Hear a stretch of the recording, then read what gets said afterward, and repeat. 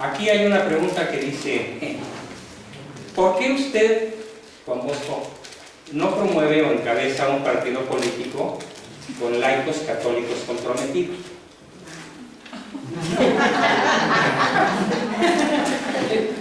¿Saben por qué no? Número uno, porque la forma más corrupta de gobierno que puede haber es la democracia de sufragio universal. No puede haber un error más grave que ese. Pero además, el sufragio universal, el voto que se cuenta como valor igual, el de un sabio, el de un santo, el de un genio, esos tres votos valen lo mismo que el de un psicópata, el de un narco o el de un estúpido. O sea, tenemos 6 votos. Y llega un imbécil, que es el cuarto voto, ¿y quién gana? El estúpido, el imbécil, el narco y el malvado. Pero por eso queríamos que usted promoviera o asesorara un partido. ¿Por qué? Porque tendría los valores de la iglesia. No. Y entonces, ¿cómo vamos a Te platico lo que pasó hace como 6 o 7 años. Ajá, Un señor muy rico, muy rico, que se llama Patrick Slim, hijo de Carlos Slim, invirtió una cantidad enorme de dólares, hasta donde supe, estamos hablando de 200 millones de dólares, para crear un partido de ADN católico. Él es un chico, bueno, es un joven, un adulto joven converso al catolicismo, por la Virgen. Él lo cuenta así. Y él trató de crear un partido político que se iba a llamar Solidaridad, como el de Polonia, inspirado en el partido del Ecuadés. ¿Y qué creen? A pesar de que reunió todos los requisitos de ley, todas las firmas, el IFE lo rechazó, por consigna masónica. No está dentro de sus intereses.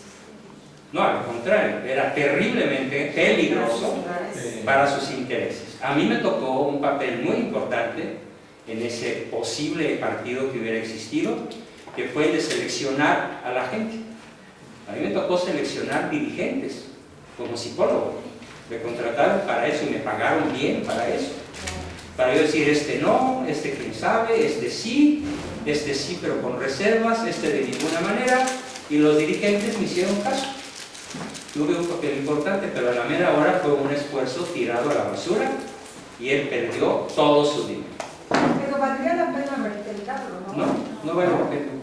Es que miren, esto es parte de lo quién está detrás de los adversarios que pretenden destruir la vida y la familia. Imagínate tú que quieres poner a jugar al equipo de gorditos, ¿sí?, que le tupen al trago, que viven aquí en la vecindad de San Pedro o de San Andrés Cholula. Quieres ponerlos a jugar fútbol contra Francia, el campeón mundial. Aunque entrenen toda su vida estos jugadores de este lugar, que no son futbolistas profesionales, ¿quién va a ganar? Por golizas de 40-0 o más, si es que lo toman en serio aquellos, ¿no? Pero así entonces, de terrible es la desproporción. Sí, pero ¿qué opción tendríamos como católicos laicos comprometidos? La resistencia pacífica, tipo Gandhi. Como Gandhi le hizo. Gandhi logró la independencia de la India contra un poder omnímodo, un poder brutal, que era el de la pérfida León, mejor conocida como Inglaterra, y a pesar de la brutal imposición inglesa de varios siglos en la India y en Pakistán y en Bangladesh y en toda la región del Golfo Índico, del Mar Índico, el Gandhi, mediante la resistencia pacífica, logró agotar la paciencia de los ingleses y finalmente se fueron de la India y reconocieron la independencia de la India. Sin embargo, la India no se escapa a la influencia sionista. Pero no tenemos un líder Como Gandhi. como los Valesa, ¿no? Entonces, ¿qué Como hace? Valesa. Bueno, déjame platicarte lo que le pasó pasó a Wałęsa, porque creo que nadie lo sabe. ¿Por qué Wałęsa, a pesar de que quiso hacerlo, por qué Wałęsa no se religió? Él quería reelegirse para seguir dirigiendo a Polonia a un destino digno, a favor de la vida. Les platico la triste historia. Durante su mandato de 6 años, él prometió que Polonia no aceptaría jamás el aborto.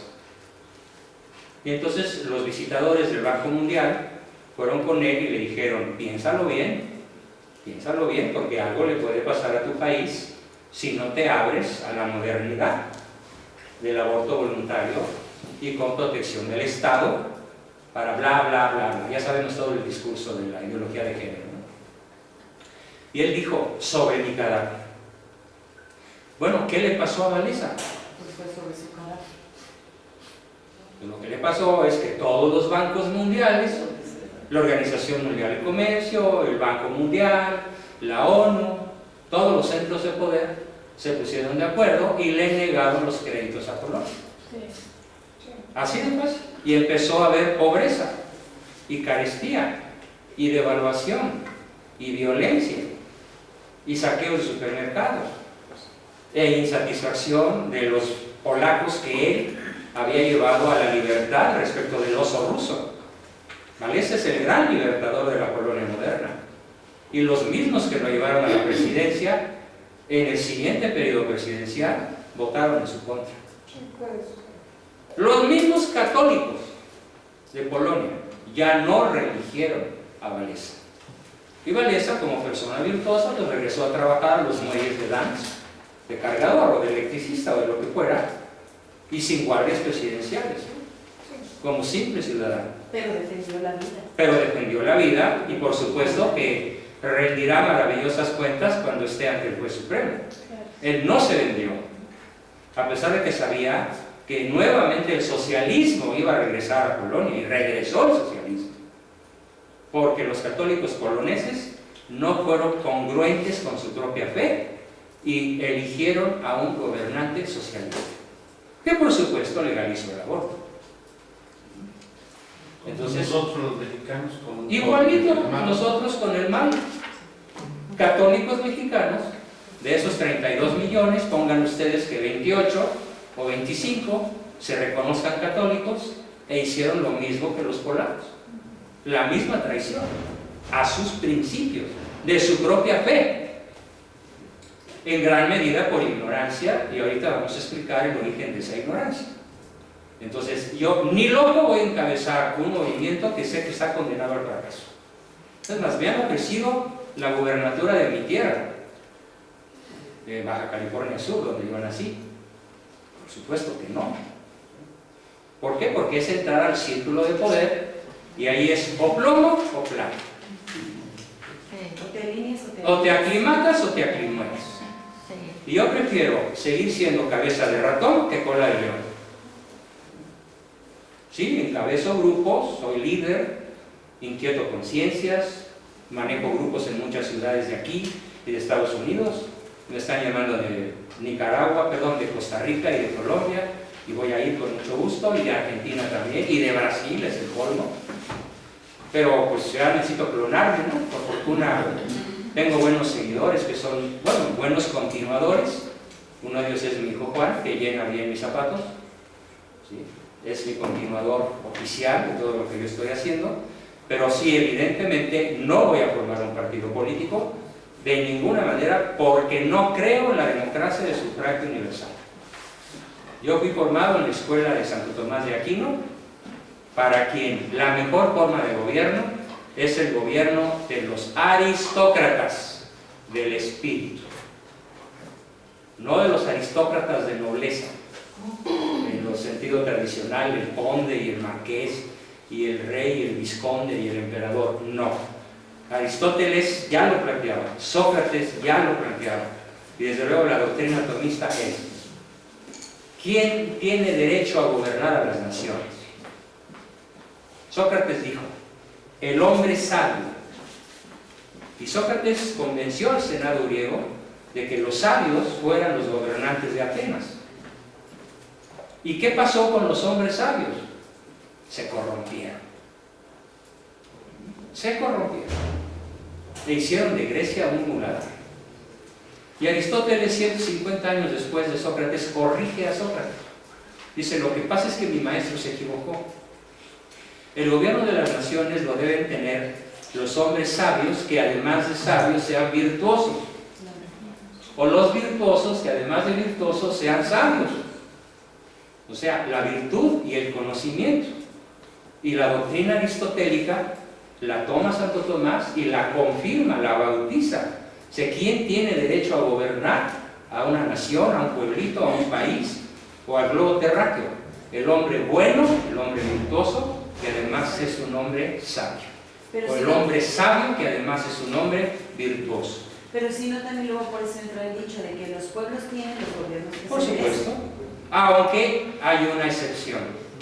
Hoy casi todos los países de la Tierra no tienen el gobierno que merecen. El malo no ganó las elecciones. Aunque el conteo de votos aparentemente le dé el triunfo, él es el presidente, bueno, el presidente designado. Como lo es Macron en Francia, o como lo es la señora esta, cuyo nombre no recuerdo, en Inglaterra. ¿Sí? ¿Margaret Thatcher? No, ella fue una excepción. Sí, porque Ella fue una excepción. No, la actual. Teresa May. Impuesta. Sí, los amos del planeta imponen su ley con mover una tecla de una computadora. O dan una directriz general y el que no se alinea queda ahogado en deudas, o quiebra su negocio, o queda sin clientela. Le suceden asesinatos brutales. Por ejemplo, a los que había un presidente, un candidato, opuesto a Theodore Roosevelt, presidente yanqui, de inicios de la Guerra Mundial. Y los sionistas escogieron a Roosevelt y asesinaron a todos sus oponentes, porque Roosevelt era sionista y era judío, y sus oponentes eran católicos o cristianos de buena fe, y no se iban a prestar a todo lo que el sionismo tenía diseñado para que Estados Unidos fuera amo y señor del ejército global. Ahorita vamos a ver el significado de cada punta.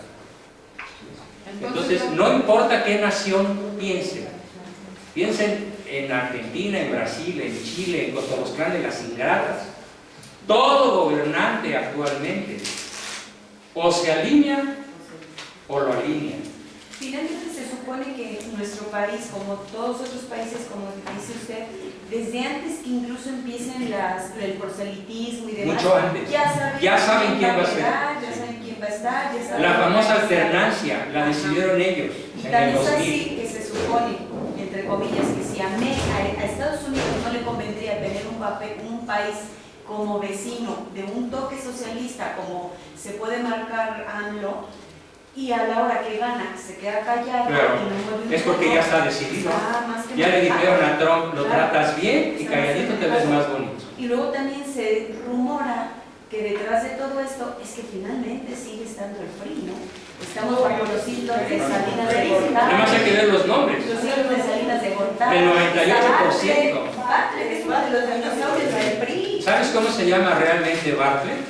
Darth Bartlett. Es que sí. Darth Bartlett. La de la Guerra de las Galaxias. El malo. Y ya soltaron a la Elvester y No, bueno, sí, todos son ya, criminales. la DEA, No se salva a nadie. no lo quería la DEA, estaba prohibido entrar a Estados Unidos. Entonces no podemos hacer nada, debemos de No, conformarnos con lo que hay. No. ¿Quién dijo? Pues, si no hay nadie que dé la cara que diga, doy la vida por mi país, aunque sea que me maten, pero hagan un cambio, ya entonces... Vamos a partir de una base real. ¿Cuál es? La base es, ¿cuál es tu fin último? Ya lo dije, intelectualmente conocer la verdad como Dios la conoce. Emocionalmente poseer el bien como Dios se posee. Y poseer la creación entera como Él es dueño. Entonces, ojo con lo que voy a decir a continuación. Con un alma que salves, ya hiciste suficiente. Con una. Porque el bien espiritual de una sola persona importa más, vale más que el bien material de la creación entera. La oveja perdida. Rescata a un hermano, rescata a tu marido, rescata a tus padres, rescata a tus hijos. Esa es nuestra misión. Es una misión célula por célula, persona por persona. Obviamente mi misión abarca cientos de miles, por el lugar donde me tocó nacer, las habilidades que me tocó aprender, los dones que recibí, me hacen responsable, tal vez de millones, pero no para formar un partido. ¿Por qué? Porque es un acto de corrupción prestarse a algo que está diseñado por la masonería para quedarse y perpetuarse en el poder. O sea, el sufragio universal fue diseñado en las logias masónicas, pero desde hace siglos. ¿Cómo le hacemos para perpetuarnos en el poder? Muy sencillo, dejemos al pueblo en la ignorancia, de tal manera que cuando tengan que votar, voten por el más inepto, por el más loco, por el más malvado, por el más mentiroso, por el más manipulador, y ahí está. ¿No pasó lo mismo en Venezuela? ¿No está pasando lo mismo ahora en Bolivia, en Ecuador, en la misma Argentina? El Macri que acaba de decir, no, pero falta que el año que entra revisemos la ley, que ahora no fue aprobada, y el aborto va, finalmente va. Vamos a ver qué hacen los católicos argentinos, ¿no? A ver si pueden detener una tercera oleada que se les viene encima en un año. No creo que la puedan contener, sinceramente. Pero bueno, ojalá. Pidámosle a Dios. Pero yo creo que lo que comentaba la señora, nuestros líderes deben de ser, por ejemplo, Santa Teresa de Calcuta, Santa Faustina, o sea, los santos, ¿no? Ellos deben de ser nuestros modelos. Nuestros modelos. Aunque no tengamos quien forme un partido. Bueno, por esa razón, uno de los eventos que yo doy con más placer, con más emoción, es justamente el que se refiere a vidas ejemplares. ¿Cómo podemos imitar a Juana de Arco, mi santa favorita? ¿Cómo podemos imitar a Isabel de Castilla, camino a los altares? ¿Cómo podemos imitar a Santa Isabel de Hungría, a San Fernando de España, a San Eduardo de Inglaterra? Son puros políticos, a San Luis Rey de Francia. En el mundo, es más, a Sir Thomas More, el gran canciller de Inglaterra en la época de Enrique VIII. ¿Qué podemos hacer en nuestro metro cuadrado de acción para lograr nuestro fin último? Ese es el enfoque. Pero entonces sí había políticos de mucho valor. Sí, pero pueden derrotar políticamente a Santa Juana de Arco, la achicharraron en la hoguera. Después de liberar a Francia, el propio rey al que ella le entrega Francia libre, ese mismo rey se la manda a los ingleses para que la ejecuten.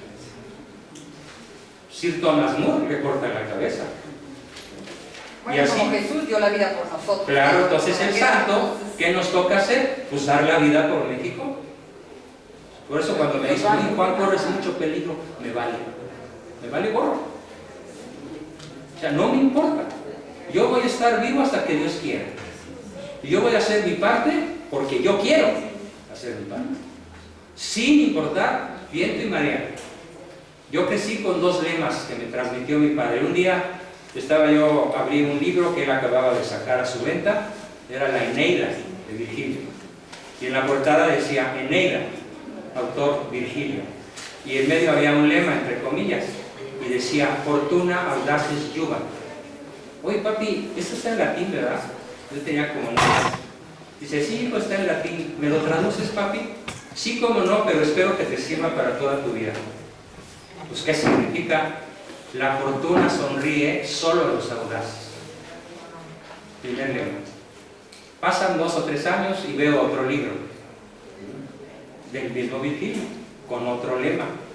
Y el lema también en latín era alios ventos viri, alias que prochegas. En latín también. ¿Qué significa? Otros vientos y otras tempestades emiran. ¿Así? Otros vientos y otras tempestades emiran. Es lo que contesta a Ulises cuando le dicen, ¿cómo vas a regresar a tu tierra? Vas a tener que atravesar por mares desconocidos, por la isla de las sirenas. La tienes tremenda, ¿cómo se te ocurre? Y Ulises contesta, otros vientos y otras tempestades he mirado. Lo mismo digo yo, y lo mismo les toca hacer a todos ustedes. Miren, y el famoso lema que finalmente ha guiado toda mi vida: si no participas en el fragor de la batalla, no tienes derecho a saborear las mieles de la victoria. Nada de polite, nada de verdades a medias. Yo acabo de publicar un video que me grabaron cuando yo tenía 33 años en el programa de Jorge Saldaña, hablando sobre el aborto. Y el programa se titula "Esto debieron haber dicho Margarita Zavala, Meade, Canalla y el Mar". No lo dijeron ni de lejos lo que yo dije en ese video, en Televisa a las 9 de la noche, hace 33 años. Y lo dije muy claramente: Juan Bosco, tu posición sobre el aborto de ninguna manera es admisible, en ningún caso. Violación, no. Incesto, no.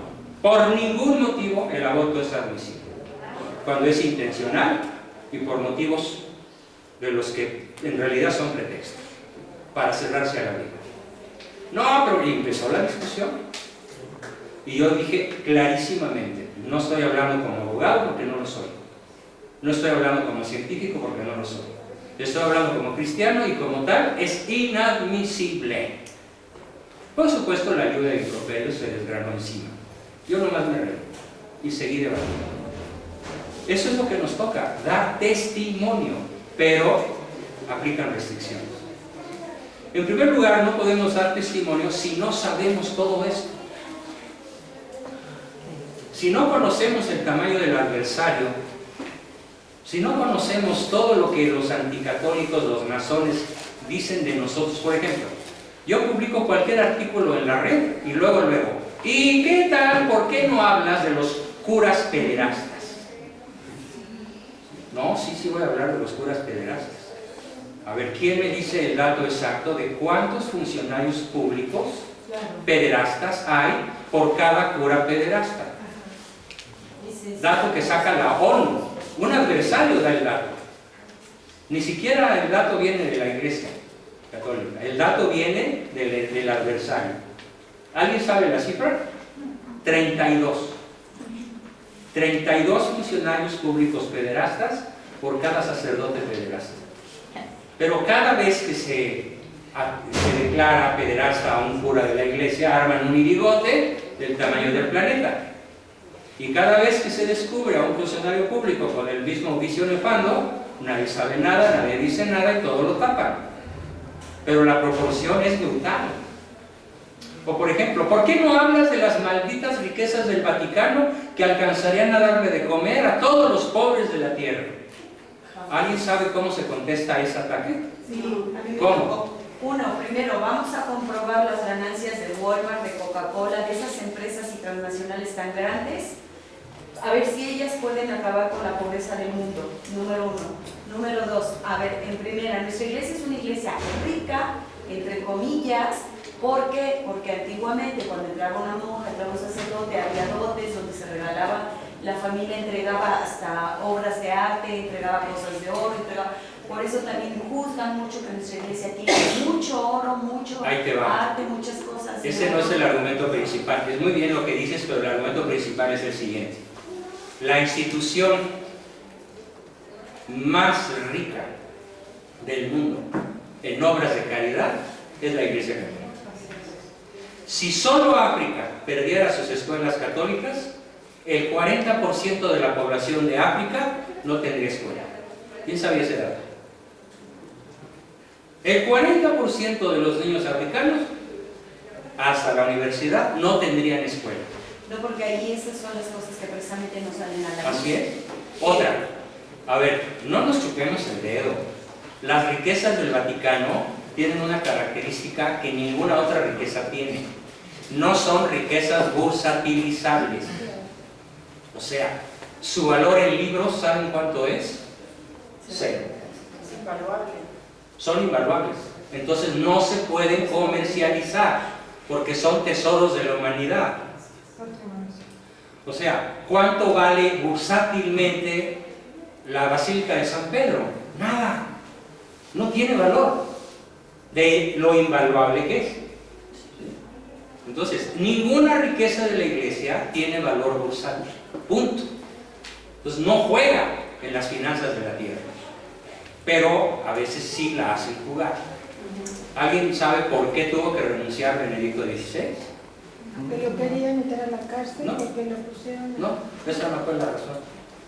La razón fue su absoluta oposición a la ideología de género y a todo lo que vemos hoy que está avanzando, el relativismo, los cambios tremendos en la liturgia y otras muchas cosas que, si bien Francisco no puede ni será nunca hereje, porque sí es papa, y ningún papa puede ser hereje, promesa del Espíritu Santo, a pesar de sus innumerables errores a título personal.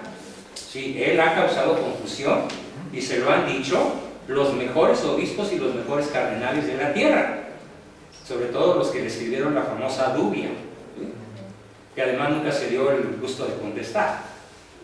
Entonces, a pesar de eso, el Papa no ha cometido herejía. Recomiendo un libro de mi padre que se llama así: El Papa nunca ha sido ni será hereje. Yo lo tengo a la venta solo en formato PDF. El Papa nunca ha sido ni será hereje. Pero ha habido multitud de papas con multitud de pecados terribles.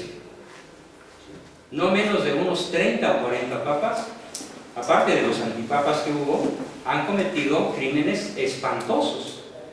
Y esta anécdota vale la pena que la conozcan. Cuando Napoleón se coloca la corona de emperador de Europa, porque no permitió que nadie lo coronase, él se tenía que coronar, nadie tenía la dignidad para poderlo coronar a él, sino solo él. Toma la corona de manos del Papa y se la pone. Y entonces en esos momentos Napoleón dice: ahora sí, voy a destruir tu iglesia. Y en esos momentos el cardenal, que estaba por allá en las galleras de las sillas cardenalicias, se resbala, se cae, llega hasta el suelo, pero no era un accidente. Ese cardenal francés estaba desternillando de la risa. Así, literalmente se estaba muriendo de la risa cuando oyó que Napoleón había prometido destruir a la iglesia. Y entonces Napoleón le dice: ¿y tú, miserable anciano, por qué te ríes? Y ya después que controla su risa, el anciano cardenal le dice algo así como: mira, chaparro. Bien burlón, le dice el cardenal: si nosotros no hemos podido destruir a la iglesia, nosotros los pecadores, los príncipes de la iglesia, no la hemos podido destruir, ¿la vas a destruir tú, miserable chaparro? Y se siguió riendo. Napoleón ordenó que sacaran al maldito que se ría de él. Entonces, la iglesia como tal es indestructible, pero lo que no es indestructible es cada uno de nosotros, cada una de nuestras familias. ¿Por qué estamos confirmados en la fe? Sabemos que nunca nos vamos a bajar, o nuestros hijos cada día nos abandonan más. Un dato de Phoenix, Arizona, que me da un alto funcionario de la iglesia de ahí, de la iglesia local. Muy triste, me dice: hay una franja de edad entre los 18 y los 32 años que no sabemos quiénes son y dónde están. Son los hijos de los católicos adultos que han dejado de venir a misa. No logran los padres que sus hijos vengan a misa. Han abandonado la fila de la iglesia. Estamos hablando de una ciudad con 1,5 millones de mexicanos, de los cuales el 98% son católicos. ¿Y dónde quedan esos chavos? ¿Dónde están? Se han ido. No van a la iglesia. No se confiesan, no comulgan, no nada. Cada quien vive a su manera. Y esas familias están en crisis muy severas. Porque el papá es autoritario, porque la mamá es sobreprotectora, porque no les infunde amor ni disciplina, porque ignoran el principio elemental. ¿Qué decía mi tocayo San Juan Bosco? Para poder educar a un niño, ¿qué es lo primero que se necesita? Que no tenga niños. Respetar su esencia. No. Dele valores. Querer. Educar a una madre. No. Que haya niños. Uy, no. El ejemplo, nomás les doy un dato. La mitad de mis peores pacientes tienen buenos papás. Y la otra mitad de mis mejores pacientes tienen malos papás. El ejemplo es importante, pero no es definitivo. ¿Qué es lo definitivo para educar a un hijo? No. Los valores. No. ¿Qué son los valores? Defíneme valores. Pues la educación, la religión. No son valores. Hacer Esos un no son bien, valores. Bien. hacer un bien, lograr un bien. ¿Cuál es la diferencia entre valores y virtudes? El hábito se vuelve hábito. La verdad es un hábito. La virtud es un hábito. ¿Y qué son los valores? Los valores no son hábitos. Es algo abstracto. La Son moral, las la escalas que educación. son Es lo que se les inculca y que se les enseña. No, los valores son todo lo que existe. Lo que existe es el valor. ¿Cuál es el principal valor? El valor supremo absoluto. La Dios. verdad. Dios. La verdad no es un ente, ¿eh? La verdad no es un ser. La verdad es una abstracción. Introducir a Dios en las familias. ¿Y cómo lo introduces? Si no estás fallando al principal procedimiento para educar a un hijo. No importa que vayas a misa diario, que pertenezcas a la cofradía de las hermanas no sé qué, y que seas de golpe, pecho y andada a pie a la basílica. No importa que reces escapulatorias y hagas tremendos sacrificios por tus hijos. Eso no tiene peso psicológico, no tiene peso educativo. Porque 1,5 millones de mexicanos lo hacen. Y los conozco bien. Y no logran que sus hijos quieran vivir la fe de sus padres. Por la ¿Qué? falta de congruencia en la vida, ¿no? No. Les voy a pasar algo que vale millones, miles de millones de quilates de oro. Lo importante no es amar a los niños. Lo importante no es darles buenos ejemplos. Lo importante no es educarlos en la fe. Para empezar la educación de un hijo y poderla coronar con éxito, lo que se necesita es que nuestros hijos se sientan amados. Se sientan amados. Si tú los amas, pero ellos no lo sienten, es como si los odiaras.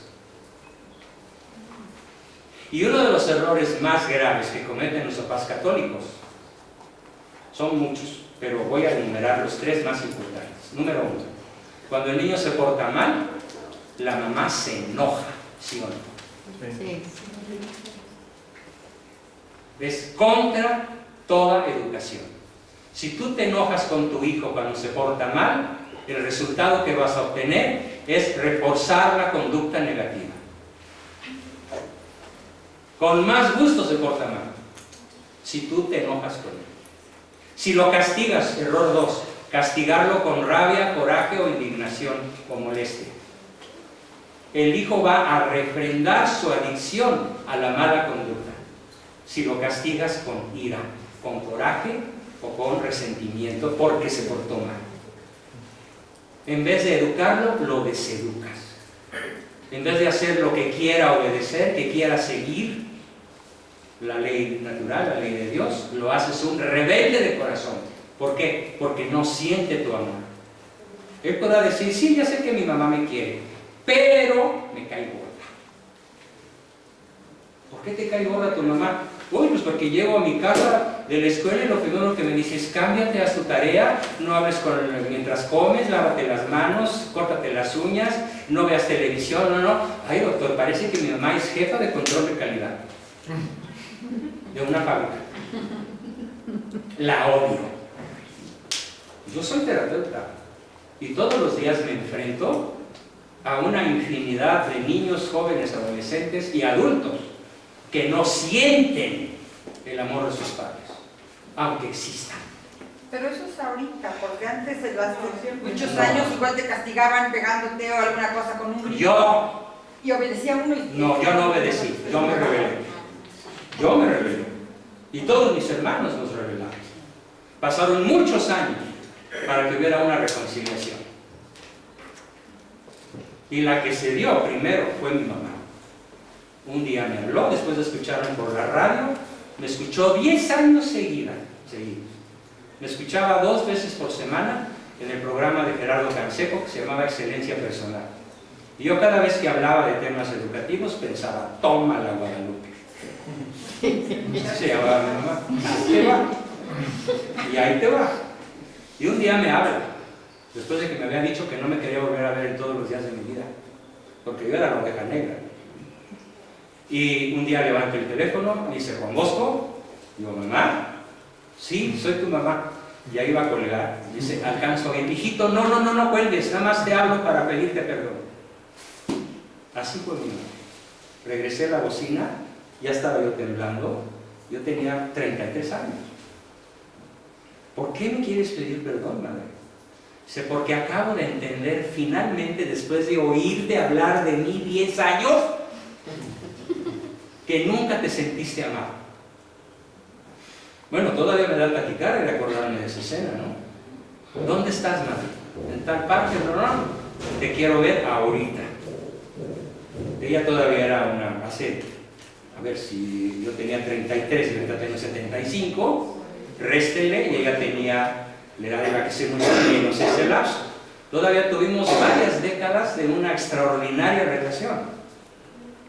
Pero la regla fundamental para poder educar a un hijo es lo que el sionismo ha borrado. ¿Y cómo comenzó a borrarlo de la faz de la tierra? Con el puritanismo. La primer gran secta protestante, creada por Lutero, por Zwinglio, por Calvino, etc. El puritanismo es seguir la regla, porque lo mando yo. O sea, como también sería lo de los malos pudores entendidos. Los malos pudores. Exacto. Entonces, si alguno de ustedes se reconoce como un papá autoritario, le aseguro el más rotundo de los fracasos. Si alguna de ustedes es una mamá autoritaria, el más rotundo de los fracasos. O cuando vemos sus hijos van a tardar mucho en regresar al redil. Allá por los 35, 40 o más años.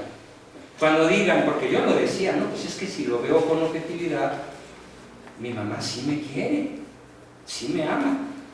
Lo que pasa es que nunca me lo supo hacer sentir. Mi papá menos, pero él también cambió. A partir del cambio de mi papá, unos días después, inventé otro lema. Chango viejo si aprende, maroma no. ¿Sí? Mi papá ya tenía 80 años. Dijo, qué barbaridad, cómo me pesa haber cometido tantos errores contigo. El mayor. Pero yo le dije, mira papá, no te preocupes, en mí ahorita, a esta altura del partido, tiene mucho más peso la extraordinaria educación que me diste, intelectual, histórica, política, bla, bla, bla, bla. Eso compensa de modo extraordinario tus errores, por graves que hayan sido. De veras, sí, de veras, papá. Y fue increíble nuestra relación en sus 10 últimos años de vida. Pero ¿cuántas familias pueden decir lo mismo? Mi papá rectificó. ¿Y cómo rectificar? Tienes que tomar un curso que dura 114 horas. ¿Los hijos pueden cambiar esa situación? Sí, sí. Los hijos, a veces, por ejemplo, yo te puedo decir, de todo mi bonche de hijos, algunos de ellos han sido mis más fieles críticos. No, papá, así no. No, papá, así no. Serás muy doctor en lo que quieras, pero así no. Híjole, tienes razón. Cada uno ya tiene su personalidad. ¿Y cómo se llama el curso, doctor? Se llama Solo quien se siente amado puede ser educado. Solo quien se siente amado puede ser educado. O entrenado, o convencido, o lo que quieran. Pero sobre todo, solo quien se siente amado puede ser educado. Esta frase no es mía, es de San Juan Bosco. Se la fusilé y se la puse a mi libro. Nada más digo que la autoría es de San Juan Bosco. No hago lo que Juárez. Juárez se fusiló la frase del respeto al derecho ajeno de la paz. No es de él. Él no la escribió. Ni siquiera la pensó. Era muy bruto como para pensarla. La frase es de Emmanuel Kant, poeta alemán, que le escribe en un libro que se llama La paz perpetua. De chiripada cayó en manos de Juárez, la leyó, la copió, se la fusiló y le puso su nombre, ¿no? Como buen masón ratero.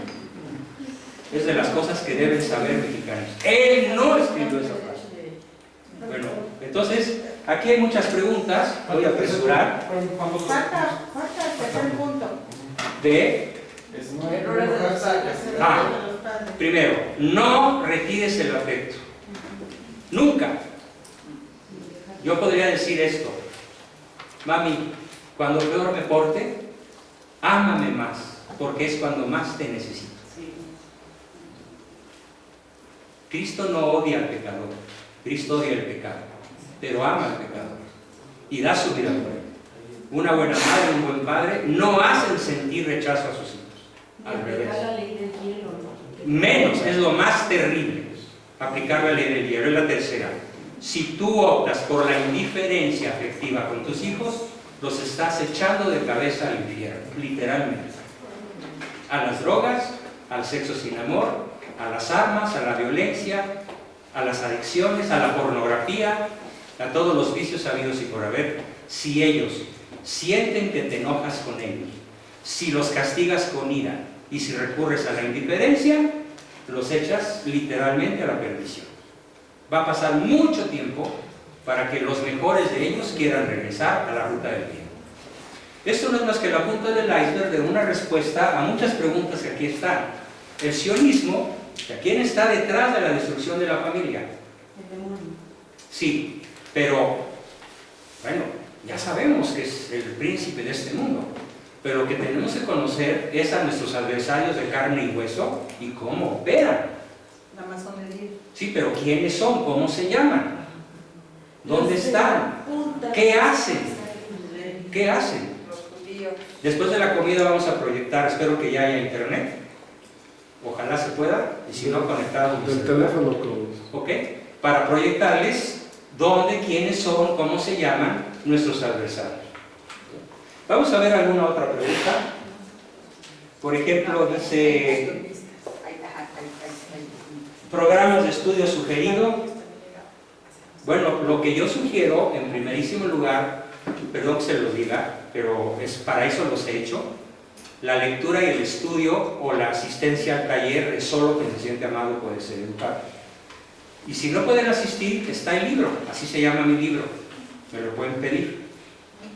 Ahorita está la versión por internet, pero para el día 23 de agosto ya va a estar la edición física, porque la tengo que pedir a Estados Unidos. Lo podemos encargar desde... Lo pueden encargar hoy mismo y a más tardar el día 24 ya lo tienen en su hogar. ¿Cuánto cuesta? Cuesta 800 pesos, incluido el envío a cualquier lugar del planeta. Normalmente el envío cuesta entre 300 y 200, más por un envío decente, ¿no? Bien, otra cosa.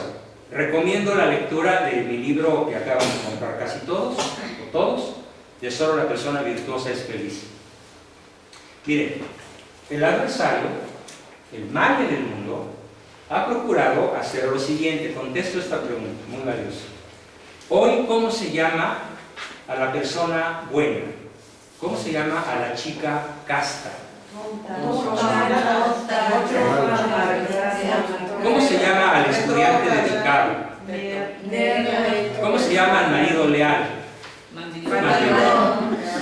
Esa no falla nunca. ¿Cómo se llama a la mujer leal a pesar de las infidelidades de su marido?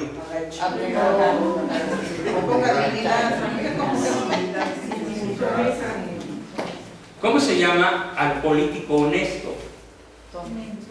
Lo dijo Gonzalo L. Santos, gobernador de San Luis. Con un político pobre es un pobre politiquito. Entonces hoy el político tiene que ser rico. Entonces ya llegó uno de los símbolos que proclaman que el anticristo está cerca. Nada más una cosa, nunca voy a dar una fecha. Porque solo Dios Padre sabe la fecha. Palabra de Cristo. Cuando le preguntan, ¿y cuándo vas a regresar a la tierra? Él contesta, solo mi papá lo sabe. O sea que ni él ni la Virgen, solo Dios Padre saben el día, la forma, la hora en la que Él regresará a juzgarnos a vivos y muertos. Pero San Juan en el Apocalipsis, y yo lo tomo en mi novela, dice, cuando el mal sea llamado bien y cuando el bien sea llamado mal, estaré cerca. Hoy es el fenómeno sociocultural más violento que tenemos encima. A lo bueno se le llama malo y a lo malo se le llama bueno. Al aborto se le llama derecho. A las desviaciones sexuales, a las perversiones sexuales, se les llama preferencias. A la marihuana se le llama hierba recreativa. Está pronto para ser lanzado en México el programa de marihuana recreativa. A dar amnistía a los peores criminales de este país se le llama acto de misericordia. Es que yo soy muy cristiano, dijo Diana. Yo admiro a Jesucristo. Óyeme, le dije en un video, a Jesucristo no se le admira, si no es estrella de fútbol. Se le adora como a Dios. Por supuesto que no tuvo el valor de contestarme. Entonces, el bien es mal y el mal es bien. Eso es el principal éxito del adversario. A ver, las chicas del Sagrado Corazón que van a la UPAEP, una universidad católica, ¿qué le dicen a su mamá cuando habla del aborto o de la ideología de género? Ay, mamá, no seas exagerada, estás muy antiguamente cortada, eso ya no se usa, no seas mocha. Es un derecho. ¿Quién de ustedes no ha escuchado esto de sus hijas jóvenes? Hijas, mujeres, jóvenes, que cuando se habla de estos temas, a los adultos y a los abuelos como yo, nos acusan de mochilones, anticuados, pasados de moda, ¿sí? Malos católicos porque no tenemos misericordia en nuestro corazón y porque nos atrevemos a juzgar a los demás. Espérame, yo no juzgo su fuero interno, eso solo Dios lo sabe. Yo lo que hago es juzgar lo que veo y evitar que mis hijos y mis nietos lo aprendan como modo de vida. Ay, pues qué poco moderno eres, pareces de la era medieval. Yo les digo, no te equivocas, fíjate, soy bastante más antiguo que la era medieval. Ah, sí, Juan, vos que lo reconoces, sí. Pues ¿de qué época eres? De las catacumbas, ¿cómo ves? Soy de los primeros cristianos. Vamos a acabar encerrados en las catacumbas. Pero tenemos que proclamar la fe mientras no sea posible. Entonces, recomiendo esos 3 libros más mi serie novelística completa. Porque, ¿cuál es la ventaja de la novela? La ventaja es que se van a divertir y no van a poder soltar el texto. Los que le empiezan a leer ya no duermen, te siguen. ¿Cómo se llama? Desde el nido de la serpiente, la que presenté al principio. ¿Pero ese también se puede adquirir? Sí, también. Ahorita se puede adquirir de la misma manera que dije al principio. Se puede adquirir el físico y te llega en 20 y tantos, o virtual, te cuesta la mitad y te llega al rato, o en unas horas. ¿Y el virtual en cuánto está? En la mitad, en 400, y no hay costo de envío. Y además tienes derecho a impresión. O sea, no está protegido, lo puedes imprimir. ¿Sí? Bien, esta obra del nido de la serpiente me ha costado mínimo toda una vida, desde chiquito, y medio siglo de investigación. O sea, investigación en todo aquello que se necesita para escribir una novela de esta dimensión. Necesité aprender mecatrónica, nanotecnología, computación cuántica, armas modernas, porque esas son las bestias apocalípticas a las que se refiere San Juan. No son literalmente bestias, ¿no?, con cuernos. No, es la tecnología más avanzada, incluso la teletransportación y otras muchísimas cosas, puestas al servicio del adversario, que además va a tener la capacidad de hacer milagros en su nombre, por perdición divina, para perdición de los hombres de poca fe. Bien, entonces eso es lo que recomiendo, y recomiendo que vayan pensando en cómo nos organizamos, no para ser un partido político, sino para que todo lo que estamos dando a conocer hoy lo conozca primero todo Puebla, toda la ciudad, y todo el estado, y todo Veracruz, y todo Tlaxcala, y todo México. Yo confío que aquí surjan muchos líderes muchas personas que después del 1 de julio tenemos que emprender acción y no vamos a ser juzgados. Es más, lo decía el mismo Albert Einstein cuando le preguntan: ¿y por qué está el mal en el mundo? ¿Qué contestó él? Dijo: el mal no avanza por sí mismo, el mal avanza porque los buenos no le cerramos el paso. El principal genio científico del siglo XX, que ni siquiera era un cristiano de nacimiento, él fue un converso, pero no propiamente cristiano. Él descubre a Dios detrás de su telescopio, pero no se vuelve cristiano. Él sigue siendo de religión judía, pero reconoce que el universo es creación de Dios, porque su compañero astrónomo le dice: oye, cuando ven el Big Bang en el telescopio de Monte Palomar, le pregunta: ¿no te gustaría saber qué ha pasado desde entonces hasta la fecha? Y Albert dice: no, hay algo mucho más interesante que me gustaría saber. ¿Qué había antes del Big Bang? Antes de la creación. Así es como Albert Einstein descubre, por su genio científico, la existencia del primer motor, causa de las causas, motor incausado, que existe desde siempre. Detrás de un telescopio lo descubrió y lo escribió, además. Tal como es, Dios no juega los dados. Todo es un orden perfectamente concebido. La creación es una obra de una inteligencia absoluta. Poca ciencia aleja de Dios, mucha ciencia me acerca a Dios. Firma Einstein. Así que cualquiera de ustedes que se declare ateo, póngase a las patadas con Einstein, a ver quién gana. Entonces, otra pregunta, aquí tomada al azar: ¿por qué el mal no puedo sacarlo de mi familia? Híjole, se hacen trabajos, no milagros. No lo sé, pero sí puedo decir algo. Es muy probable que esta persona, sea quien sea, esté haciendo algo que también criticó mucho Einstein, cuando le preguntan a él su definición de locura. A ver, maestro, díganos qué es locura. Y él dijo: ¿por qué me preguntas a mí si soy